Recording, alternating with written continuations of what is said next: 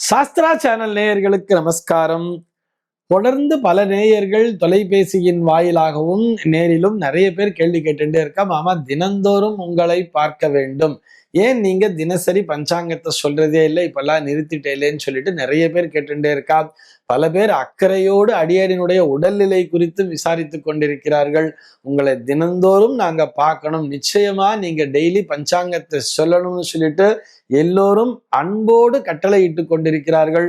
உங்களுடைய அன்பான கட்டளைக்கு இணங்க உங்கள் அனைவரையும் 1/9/2025 முதல், அதாவது வருகின்ற செப்டம்பர் மாசம் 1ஆம் தேதியிலிருந்து டெய்லி நம்முடைய சாஸ்திரா சேனல் வாயிலாகவே உங்களை சந்திக்கலாம் இருக்கேன்.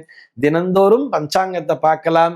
இதுல நம்ம இந்த நிகழ்ச்சிக்கு என்ன பேர் வச்சிருக்கோம் சொன்னா, அனுதினம் ஆனந்தம் அப்படிங்கிற மாதிரி ஒரு நிகழ்ச்சிக்கு பேர் வச்சிருக்கோம்.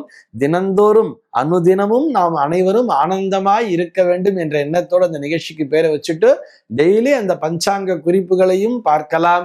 அதே போல அன்றைய தினத்தினுடைய விசேஷங்கள் என்ன அப்படிங்கிறதையும் பார்க்கலாம். குறிப்பா நாளைக்கு என்ன விசேஷங்கிறத இன்றைய தினமே பார்த்து அதற்கேற்றார் போல் நம்மை தயார் செய்து கொள்ளலாம். உங்களுடைய அன்பிற்கும் ஆதரவிற்கும் அடியேன் என்றென்றும் கடமைப்பட்டிருக்கிறேன். கோடானு கோடு நன்றியோடு உங்களை அனைவரையும் தினந்தோறும் அனுதினம் ஆனந்தம் நிகழ்ச்சியில் அடியேன் சந்திக்க வேண்டும்.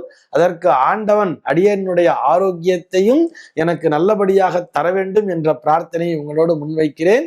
அனுதினம் ஆனந்தம் நிகழ்ச்சியை தினந்தோறும் நம்முடைய சாஸ்திரா சேனலிலே பாருங்கள்.